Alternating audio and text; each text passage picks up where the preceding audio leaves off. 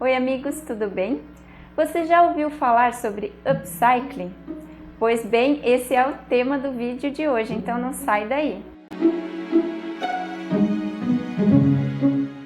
O termo upcycling foi utilizado pela primeira vez em 1994 por Ray Peels. Ele usou esse termo porque ele acreditava que a maior parte da reciclagem que a gente praticava ou ainda pratica, ela é considerada downcycling, ou seja, o produto ou o material é reciclado e se torna um produto ou um material de qualidade inferior.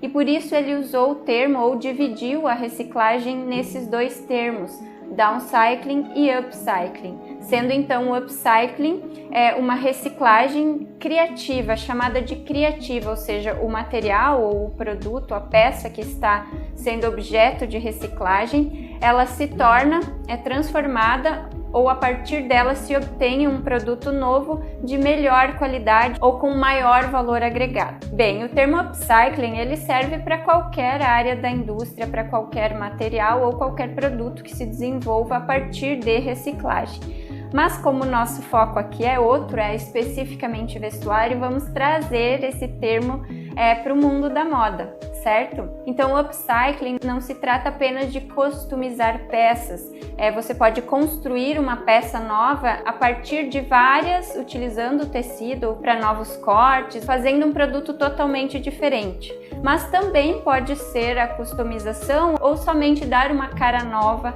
para aquela peça que já foi usada. Não necessariamente essa peça precisa estar com defeitos ou com avarias, enfim. Bem, e esse assunto hoje é muito oportuno porque o vídeo da semana passada foi justamente sobre consumo consciente. E lá no vídeo eu falei sobre a roupa mais sustentável, que é aquela que já existe, ou aquela feita a partir de materiais que já existem e seriam descartados. Então o upcycling é perfeito para a gente aproveitar mais a matéria-prima que já está circulando por aí, fazendo então uma economia de energia e de recursos ambientais que seriam utilizados para produzir novas peças. O termo upcycling também foi utilizado no livro Cradle to Cradle. Esse livro é de 2002, dos autores William McDowell e Michael Braungart, e ele trata especificamente da economia circular, que a gente também já falou um pouquinho por aqui, e ela envolve muito esse reuso de matéria-prima ao longo de um processo de produção de um produto. Então, na economia circular se preza muito o upcycling, ou seja, você pegar uma matéria-prima que seria descartada, nova ou usada, produzir um novo produto, uma nova peça que tenha um valor agregado ou um valor superior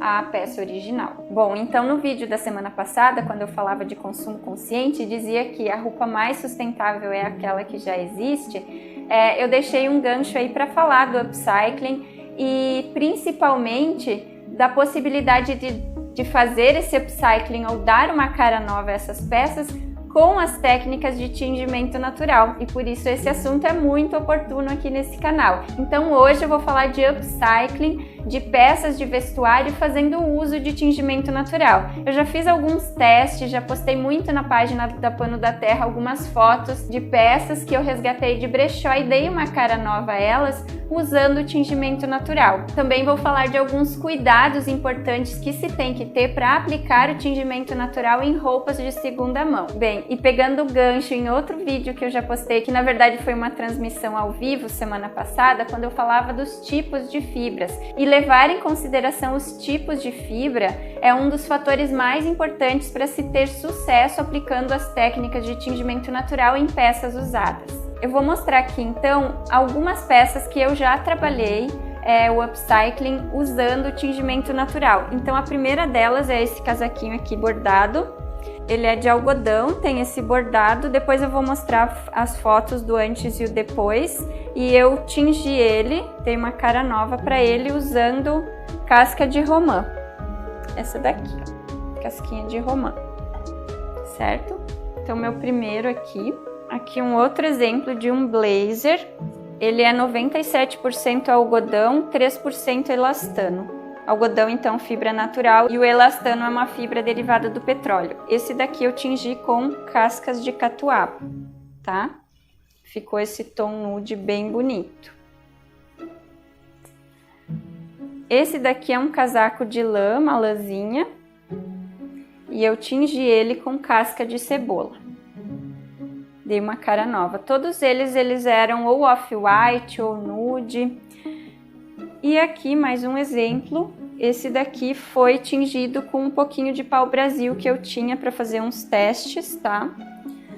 E um dos testes foi dar uma cara nova para algumas peças. Eu vou mostrar fotos de algumas outras, tá? Bom, então para fazer esse trabalho de agregar valor em peças de segunda mão usando tingimento natural, tem alguns fatores muito importantes que tem que se levar em consideração.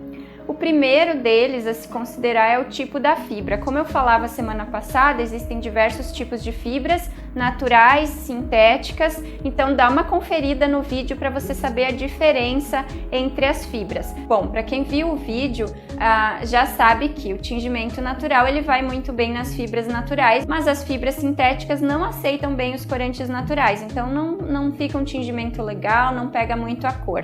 Por isso a gente usa fazer o tingimento natural em fibras naturais. É claro que pensando em sustentabilidade nem faria sentido fazer diferente disso. Mas então a primeira coisa que se deve levar em consideração é uma boa curadoria da peça que você vai adquirir para fazer esse tingimento natural.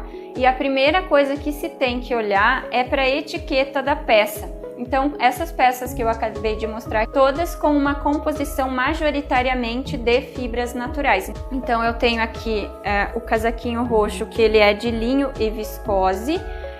O linho, então, uma fibra natural, aceita muito bem o tingimento natural. A fibra da viscose, ela é de origem natural, a celulose, embora seja uma fibra artificial, mas também aceita o tingimento natural. Não tão bem quanto outras fibras, mas aceita. Eu tinha, então, voltando aqui o meu casaco de lã, o casaquinho de algodão e o blazer de algodão com elastano. Como tinha só 3% de elastano, ele pegou bem a cor, tá? Ainda mais que a catuaba, ela bem natural, assim ela fica com essa cor mais clarinha, tá?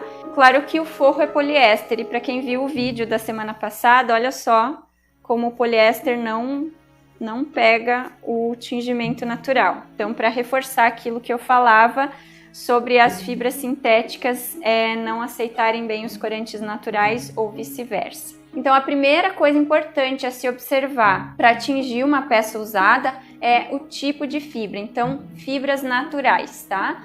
Claro que é válido qualquer teste que você queira fazer, mas saiba que você pode perder a peça fazendo um teste numa fibra sintética que pode não colorir direito, provavelmente não vai colorir direito. Você pode então perder essa peça em vez de agregar valor a ela ou deixar ela melhor, certo? Segunda coisa que você tem que levar em consideração nessa curadoria é procurar por qualquer indício de manchas. A questão é que mesmo peças bem clarinhas, branquinhas, que aparentemente não tem manchas, elas podem esconder gorduras, ceras, manchas impregnadas na fibra que a gente não vê. Mas essa peça tem uma história, e essa história é revelada quando a gente começa a fazer os tratamentos da fibra para receber o tingimento. Então, o primeiro tratamento da fibra que a peça recebe e revela essa história é o pré-mordente com tanino, e depois, mesmo colocando cores escuras, é difícil esconder algumas manchas. Então eu vou dar um exemplo de outro blazer aqui que também passou pelo teste aí com o pau-brasil, e eu vou mostrar aqui, ó, na gola. Esse aqui é um blazer da Calvin Klein, ele era branquinho. Eu fiz esse resgate numa feira de rua, então ele era branquinho e ainda estava em ótimas condições para ser usado. E eu bati o olho nele, achei lindo e pensei que com uma cor nova, um tingimento natural, ele ia ficar maravilhoso. Só que aí já no tratamento pré-mordente, essas manchas apareceram. Aqui tem mais uma, são 3 manchas. E aqui atrás tinha mais uma. Aqui, ó. Então pensei, nossa, uau, ele vai ficar super lindo com tingimento natural. Só que já no tratamento pré-mordente, essas manchas apareceram. Aí a primeira cor que eu testei nele foi a catuaba, igual esse aqui. Ele tinha ficado lindo na catuaba, mas as manchas persistiam. Aí eu decidi escurecer mais, então eu puxei a catuaba para um cinza. As manchas continuaram bem visíveis. Aí eu fui fazer o teste desse casaquinho aqui e eu decidi escurecer mais um pouco com o resíduo desse casaco, puxando para o roxo. Mas, como vocês podem ver, ele ficou um roxo bem clarinho, né, bem apagado. Eu acho que ele já estava muito impregnado, né, de tingimento e as manchas permaneceram. E mesmo fazendo o preparo da fibra, que é o que a gente chama de purga, e no vídeo seguinte eu posso falar sobre a purga, que é um preparo da fibra que visa justamente retirar essas ceras, gorduras, qualquer material impregnado na fibra, para evitar justamente essas manchas no momento do tingimento. Esse tratamento, essa purga foi feita nessa peça e mesmo assim não resolveu. Então é muito importante estar ciente que isso pode acontecer com a peça que você está tingindo, principalmente se ela for bem mais antiga, mais velha, já tem aí uma história mais longa, que isso pode acontecer e pode revelar essas manchas. Então, embora a gente queira agregar valor e deixar essa peça melhor, a gente está sim correndo o risco de que aconteça justamente o contrário, como foi o caso com essa peça aqui, que infelizmente eu estraguei ela, né? A princípio estraguei ela porque ela ainda estava em boas condições de uso, revelei as manchas, né? E agora já não tá tanto assim. Mas não quer dizer que não dê para utilizar ainda ou fazer um outro movimento para recuperar ela. Tem uma parceira aqui da Pano da Terra, que é a Joyce.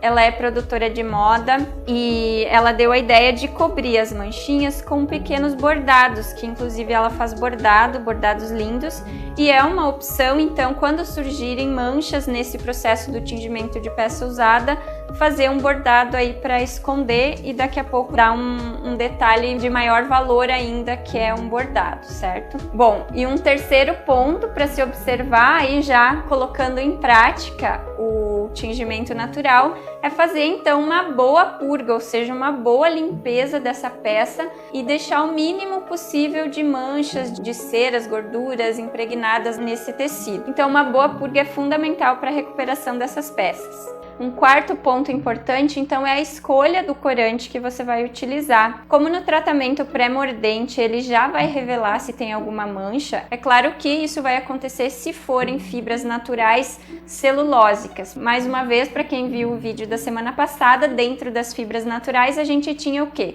As fibras proteicas e as fibras celulósicas. O fato é que as fibras proteicas não passam por esse tratamento pré-mordente com tanino que eu mencionei. Apenas as celulósicas precisam desse pré-tratamento. Então, se tratando de fibra celulósica que passe pelo pré-mordente, já vai revelar essas manchas e vocês vão poder até mudar a opção de corante na tentativa de cobrir alguma mancha. Lembrando que isso pode não funcionar, que foi o caso com a minha peça. Mesmo tentando colocar cores mais escuras, eu fui tentando escurecer a peça, isso não aconteceu e a mancha continuou lá. Na verdade, se eu tivesse mantido ali a cor nude da catuaba, eu ainda estaria com uma peça com uma cor muito bonita e poderia esconder a mancha de outra forma, como eu falei, com um bordado ou mesmo costurando patches em cima, colando uma renda, botões, pedrarias, qualquer detalhe que pudesse esconder a mancha e dar um detalhe mais interessante para aquela peça.